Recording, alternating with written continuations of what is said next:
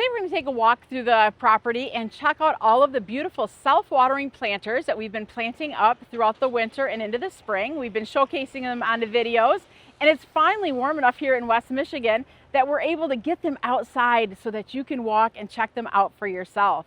Hi, I'm Heidi from Garden Crossings, and not only do we have those beautiful AquaPots that we have on display out here in the gardens, we also have our Crescent True Drop, which is also a self-watering planter, and our weekender hanging baskets.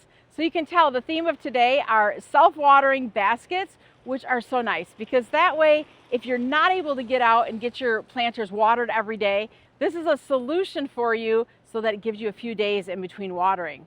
Also, the nice thing with all of these containers that have the water reservoirs in them is they have a spot where we can just drop that water-soluble fertilizer down the tube so that the plants are not only continuously getting watered, but they're getting fed as well.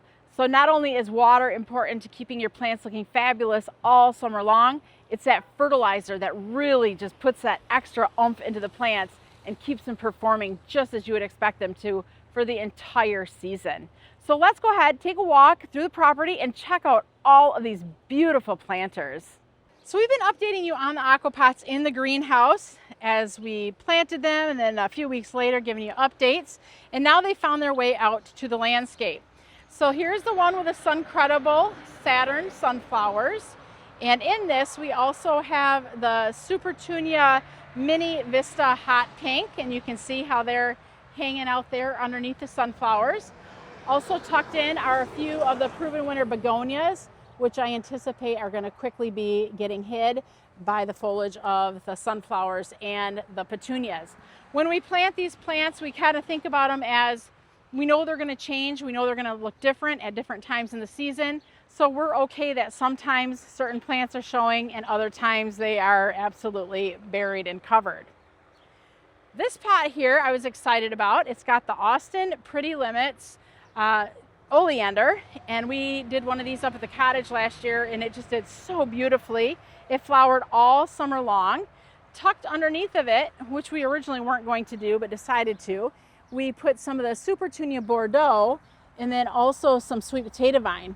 Now, one thing we did find is we had a pretty powerful windstorm rip through here a few days ago, and it really did a number on the oleander. This planter still looks fairly good, but its sister planter across the aisle really took a beating and is really quite wind whipped. So we're trying to decide, do we want to just pull it out, put something different in? Do we want to take a string and some stakes and support it? I don't know. We're going to let Ben decide what he wants to do with that. I love that shrub. I love the color of it and the habit of it normally when it's not flopped. So we'll have to see. But I want these pots to look good all summer. And if this is what it's going to do, unfortunately, this isn't going to make the cut. Not for this windy spot.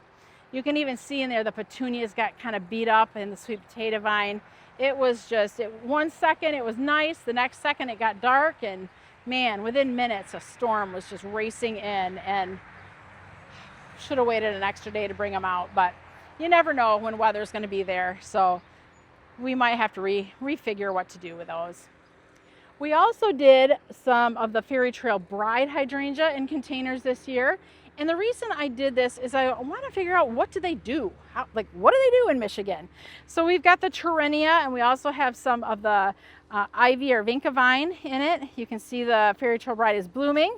You can also see it's putting on new growth. I'm not going to trim that growth because I want to see what it does. I want to see, does that growth get flowers on it? Does it just stay green? Is that what's going to trail over and give it that cascading hydrangea look? I'm not sure. So we will update you on these throughout the summer so that you too can see, what does the Fairy Trail Bride hydrangea do when it's planted in a container out in the landscape. Now this one looks very nice. I like the looks of this one. The one on the other side, again, took a little bit of beating from the windstorm. And then flanking the path, we have two planters that are very iconic, very traditional looking. We've got the geraniums, we've got lobularia, and then we have the cypress queen tut grass, which is just kind of fun little sprinkles. I love that queen tut grass. It doesn't get overly huge like Prince tut and king tut does, and I think it just adds a little sparkle and a little pizzazz into the containers. Really fun and a whimsy feel. Up here on the patio, which is right up against the greenhouses, we'll take a quick little look inside there. Team's out there pulling plants right now for orders. But right outside the greenhouses here, we have 6 different planters that we have staged out here. These are all in our crescent self-watering containers, and there's basically twin planters out here. So there's 6, but there's 2 that are the same and matching because, you know, symmetrical. I kind of like the symmetry look. We have the Angelonia Super Blue, which is going to be our thriller. It's going to be a tall, spiky, upright plant. We also have the big leaf vine, which is trailing over, and that's just going to kind of give us that fun, whimsy, airy feel. There is some scaevola. It looks like there is some scaevola white in there, which is not quite making its way up and over the pot yet. And then we also have the Lantana Luscious Red Zone. So this is a little bit of a red, white, and blue themed planter, and it'll be fun to watch as this one continues to fill out and grow throughout the season. I would anticipate those Angelonia should probably get about 18 to 20 inches tall. Then the scaevola and the lantana kind of filling in around. And then the big leaf vine will be what's going to trail over and give that spiller look into that container. Now this here was one of our most favorite containers that was sitting in the greenhouse, and it's definitely maybe not one when we planted it I thought was going to be a favorite, but man, once it started filling in, quickly became probably my favorite planter. In this, we have the Alocasia Emerald Isle. The leaves of the Emerald Isle are going to get huge as the summer goes along. Probably 12 to 18 inches long by 8 to 12 inches wide.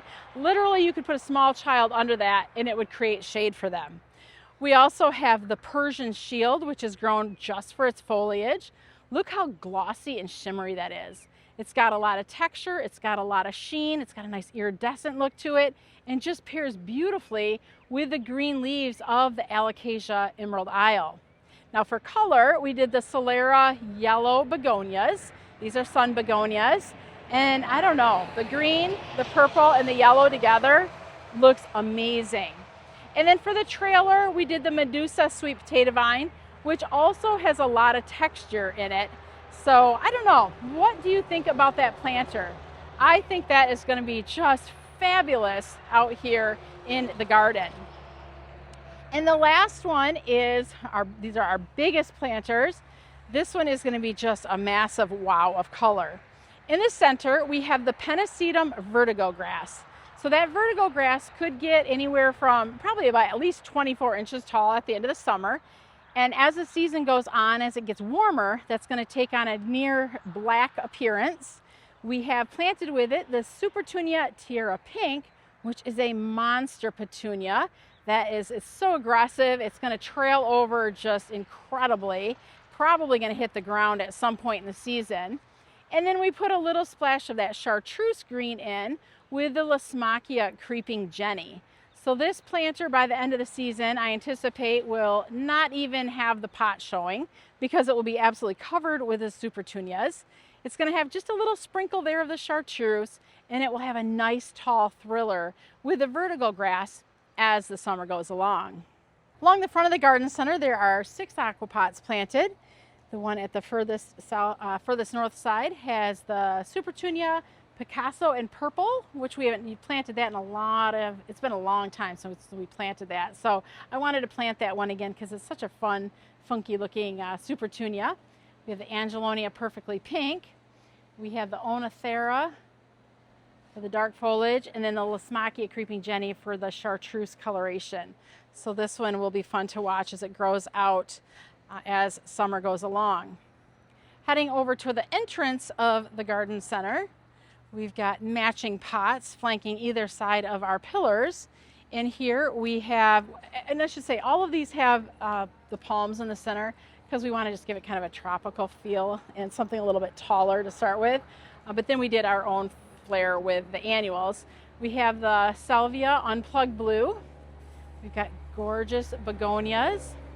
We have the Double Magic Grapefruit Super Bells, and then some Dichondra Silver Falls, which is going to trail over in this container, and it's going to look so pretty with that dark blue pot. I don't know. This is going to be such a pretty color combination.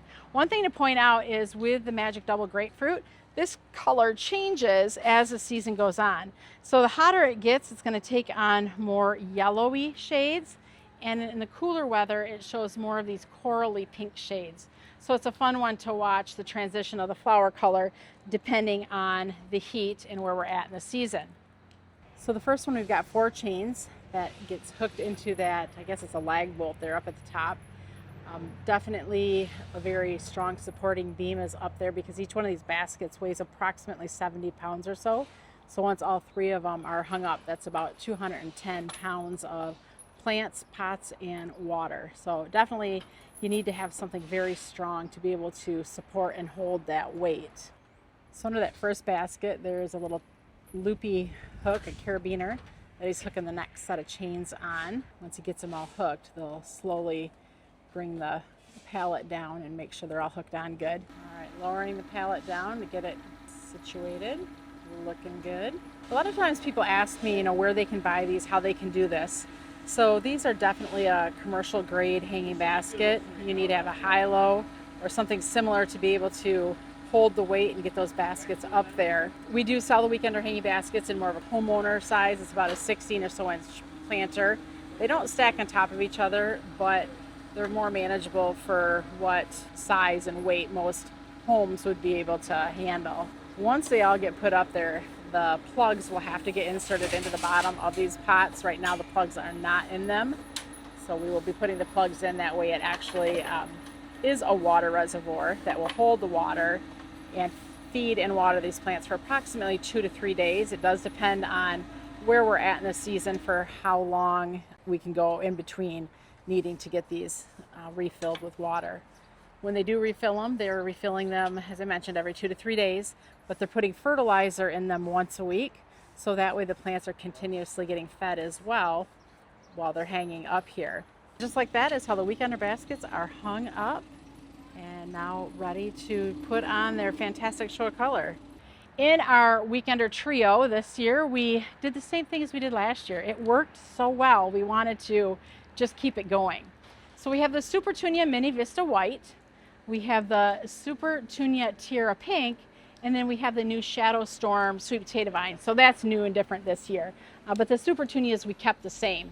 One thing we found is early in the season, like we're seeing here now, the white is just pretty much the dominant color in these baskets. But as summer goes along, that pink says, hold on, it's my turn, and really puts on a beautiful display. So this is going to be definitely planters that will change as the season goes on, with showcasing a lot of white in the beginning of the year and holding on at the summer with lots of pink shades. Here's the matching AquaPot that we just spoke about. Making our way down, we have a lot of different things we're putting in these this year. We have the Kufia Vermillionaire, which is great for the hummingbirds. We also have begonias. We've got that nice jet black sweet potato vine. We've got the double orange super bells. And then tucked in there in the center is a little bit of, I don't know if it's diamond frost or if it's diamond snow, but just a little sprinkle of white in there as well. So this is definitely a nice fall or a warm toned basket. And one thing you've noticed, we've used a lot of begonias and things, and these are full sun begonias. They handle the sun with no problem at all. The next one has sun patiens in it, along with the sweet potato vine, the Shadow Storm sweet potato vine. Sun patiens, we got begonias in there. And I know those are going to get covered up at some point. It'll just be a matter of how long. But until that happens, they're just adding some really cool colors and textures in the form of the foliage. In the center there is Coleus. I believe that is the Mini-Me, I think it's watermelon in the center there. And then in the back, we've got the Euphorbia Diamond Frost for just a little bit of sprinkle and splash of the white. And then the last planter that was planted this year has the unplugged salvia, the white salvia, which is a nice tall white thriller. Down below it, we have some of the polka dot plant. It's going to get hidden soon. It's already starting to get hidden. We've got more of that sweet potato vine. We've got the double yellow chiffon super bells. We've got some lobelia dark blue in there. which that looks so nice, doesn't it? With that Super Tunia Mini Vista Hot Pink. Actually, even that yellow. Like, I feel like this is like a picture perfect blend right now. Now, I do know as the summer goes on, probably we're gonna start losing that lobelia. Sometimes it doesn't handle the heat of the summer that well, so time will tell on that. But for right now, for early season, this is just showing fantastic color. I hope you enjoyed walking through the garden with me today, taking a look at our AquaPots, our weekender planters, and our crescent pots. One thing you'll know is that everything we do with these containers is simple. They're self-watering. We only have to get out there every 2 to 3 days and refill them. We put some fertilizer in the holes once a week, so our plants are continually getting fed and watered throughout the week. If you have any questions or comments, please leave them below. And if you're new to our channel, I welcome you to subscribe. Thanks for watching. I'm Heidi from Garden Crossings.